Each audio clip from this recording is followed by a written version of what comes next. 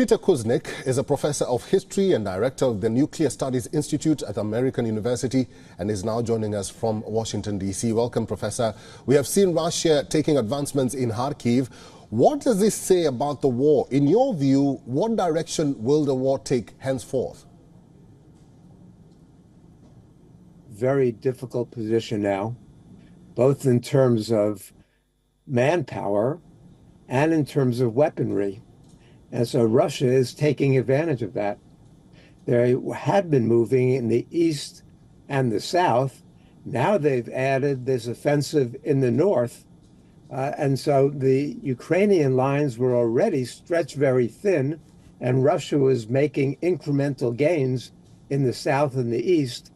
Now Ukraine is forced to move many of those troops to protect in the north around Kharkiv, which weakens them further in the south and the east. And so Russia is exploiting their advantages. Russia is taking advantage of the fact that they have more artillery ammunition, more weaponry, and much more soldiers right now.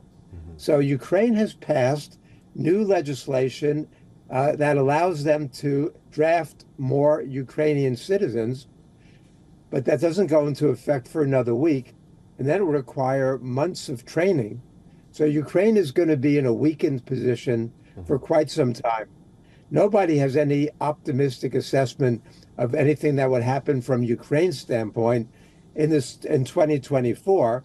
Some forecasters are hoping that conditions will improve in 2025, but I'm afraid that's also a pipe dream.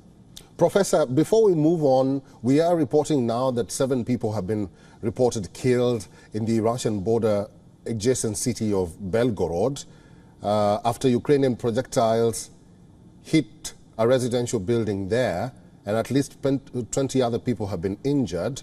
Russia has apparently opened a criminal case. Your view? Well, there are 2 theories behind this offensive toward Kharkiv.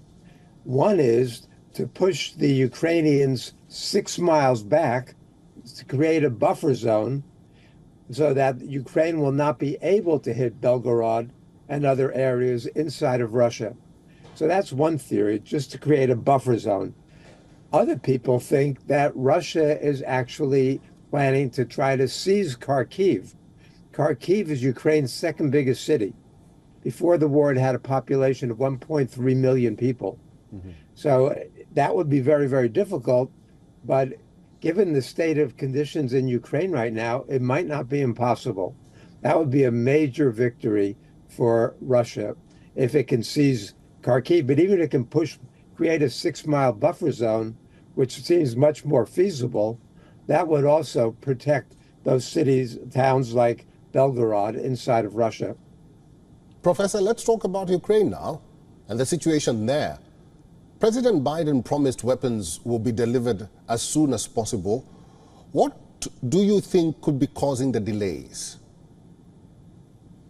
That $61 billion that was passed, most of that gets spent in the United States by America's munitions makers, and it takes time to do that.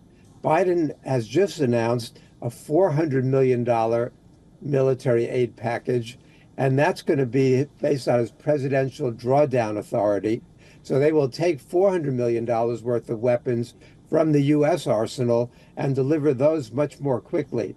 And that's a variety of offensive and defensive weapons that Ukraine can use. But it's going to take time. It can take weeks, months, even longer to build up that weapons, to build the weapons to ship over to Ukraine. Now, the Europeans have been providing some, but they're also behind their promises.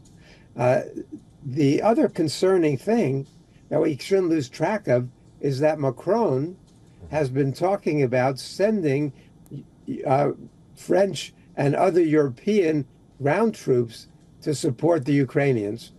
We also think that with the F-16s and other advanced weaponry arriving, it's possible that NATO forces will be there to help target and possibly to help use those weapons.